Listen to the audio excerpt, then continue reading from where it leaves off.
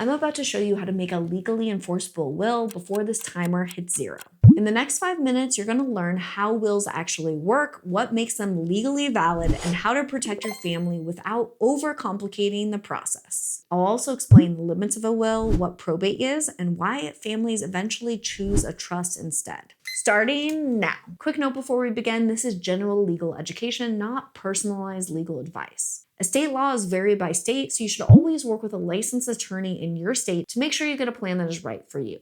Now let's go. Step 1, yes, you can write your own will. In many US states, you are legally allowed to write your own will even in your own handwriting. This is called a holographic will. States like California, Texas, Colorado, and Arizona commonly recognize handwritten wills if they clearly show the intent and are properly signed. Other states don't recognize them at all. So here's the rule. A handwritten will may be valid depending on your state, which is why knowing your local laws matter. No matter the format, courts care about 3 things: who you are, what you want, and that you intended this to be your will. Step 2, use clear, legally meaningful language. At the top of the page, write something like I, your full legal name, being of sound mind and sound body, declare this to be my last will and testament.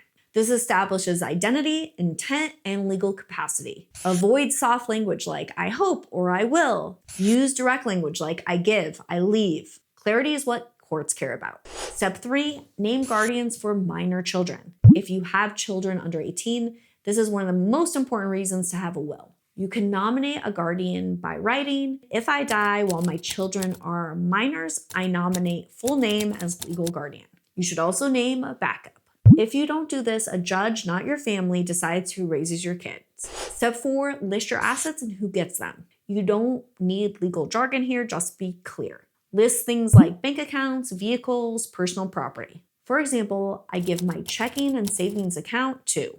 I give my personal property to. Some accounts like retirement accounts, life insurance, pass by beneficiary designation instead of your will. But listing everything helps avoid confusion. Step 5, decide what happens to your pets. Under the law, pets are considered property. You can name who will care for them and even set aside money for them. This prevents pets from ending up in shelters or family disputes. Step 6, choose an executor. Your executor is a person who carries out your wishes. Choose someone trustworthy and organized. Write, I appoint full name as executor of my estate. This gives them legal authority to act. Step 7, sign it correctly. Witnesses matter. This is where many do-it-yourself wills fail. In most states, a valid will requires a signature and 2 witnesses. The 2 witnesses must not be your beneficiaries. Notarization is usually not required to make a valid will, but some states allow notarization. Bottom line, witnesses are usually more important than notarizing. Step 8, understand what happens next. Probate. A will does not avoid probate. Probate is a court process where the will is validated, debts are paid, assets are distributed.